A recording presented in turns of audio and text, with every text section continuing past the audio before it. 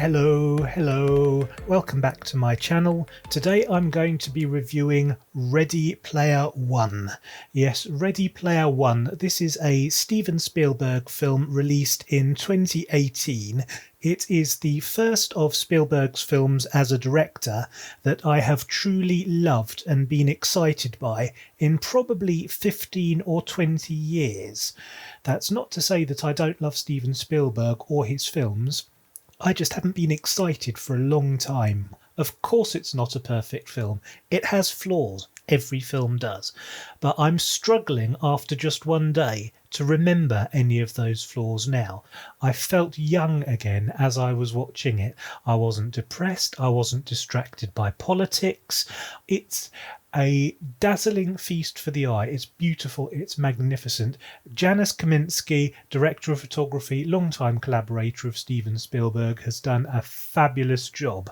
And of course, 80 minutes of the film's running time is taken up almost entirely in the computer-generated universe that the film depicts. And so a lot of Janusz Kaminski's work in this film, alongside making the dystopian future look dystopian and futuristic, he also had to blend it with a computer-generated utopian universe. And it had to blend seamlessly, but at the same time have enough difference and enough spectacle that when you're in the computer-generated universe, your eyes are dazzled, your mind is blown. It's all very photorealistic and at the same time looks a lot like a computer game. It skirts the divide very intelligently and very artfully. It's a clever film. It manages to capture the essence of video games and modern movies, and also old movies as well, drawing aspects of previous films and pop culture in general into the film and blending them in. I love the fact that this film, unexpectedly for me because I knew nothing about it, I had no idea what to expect going in, but suddenly there was the DeLorean from Back to the Future featuring prominently. Back to the Future is in my top 5 all-time favourite films ever, period. And suddenly there was the DeLorean and I was so excited. That was major thrill number one, just seeing the DeLorean, and also then the enjoyment of realising, of course, it's a Spielberg film. Back to the Future was a Spielberg film. He didn't direct it, but he produced it and he was heavily involved in its production. And there in this film is the DeLorean, and that excited me. And then I realised, hang about, there's the Batmobile, and there was King Kong, and there was the T-Rex from Jurassic Park. And I realised that this film was building a universe entirely out of pop culture. I think experts have counted over 100 pop culture references in this movie. I didn't pick up on half of them. I picked up on a lot of the movie references, and I noticed things like the re-elect Mayor Goldie Wilson poster, which was just on a wall in the background, but it was Goldie Wilson. If you weren't a fan of Back to the Future, it would have meant nothing. You wouldn't have noticed it, but I noticed it. I was excited. I was happy to see Mayor Goldie Wilson's face on the wall in the background of one of the shots. And the film is full of those sort of references. Not all of them are in your face. Most of them are very subtle and in the background, but some of them are in your face. The DeLorean features prominently.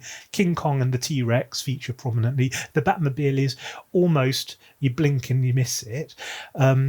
Later on in the film, the Iron Giant features prominently. Now, I read that the Iron Giant was actually a replacement for another character that they couldn't get copyright clearance for, but I was very happy because I love the Iron Giant, and I was very thrilled and excited to see the Iron Giant being a major hero in a section of the finale of this film. That was thrilling for me. The whole film was thrilling. I loved every aspect of it. It was a fabulous cast. It was great to see Ty Sheridan again. He's an actor who I fell in love with and had enormous respect for in the film Mud quite a few years back.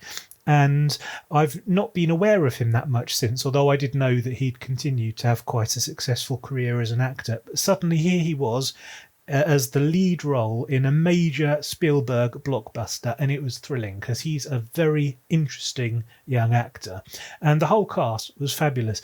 The only minor niggle that I have with the film is that not all of the characters are developed as fully as I would have liked. Most of the characters in the film don't really have much of an arc, and that's a minor niggle because the film is universe building and doing it more successfully than any film I've seen in a long time. I'm frankly sick of superhero films. I'm sick of films where you have to watch every film in the series in order to understand what's going on. And it's mind-boggling. There are too many superheroes, there are too many films, too complicated and confusing. I don't know which order to watch them in. However, this film built a universe that I can now live with and progress through as they inevitably make more sequels. I can't wait for a new film set in this universe. I understand the universe, I recognise the characters, I look forward to and expect sequels. Originally, John Williams was going to be writing the music score for this film, and of course that would have been the obvious choice. John Williams is, after all, Steven Spielberg's longest and most successful collaborator in films. However, Williams dropped out because he was writing the music for another of Spielberg's films, and the perfect replacement came in the form of Alan Silvestri, or Silvestri, I'm not quite sure how you pronounce it.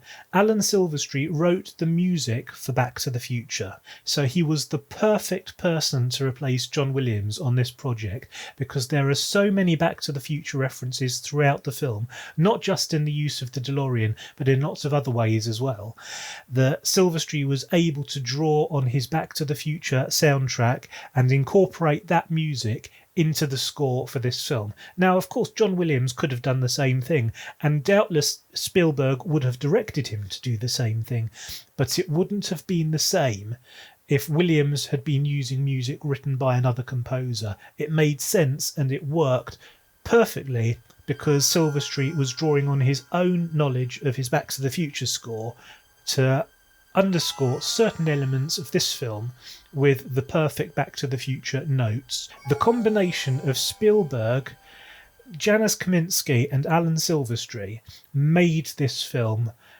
the best Spielberg film I have seen in a long, long time. I'm now excited that there is a new movie franchise, hopefully a franchise, that I will be able to sink my teeth into. I hope Spielberg continues to direct them, and I hope they go from strength to strength. Ready Player One, 10 out of 10 from me. Yes, it could have done with a little bit more character development. It could have done with a little bit less of The Shining, but those are minor gripes. They're my own personal issues. It's not a big deal. The film overall had a fabulous director, fabulous cast, fabulous special effects, a fabulous story. Everything about it was great. I loved it. 10 out of 10, Ready Player One.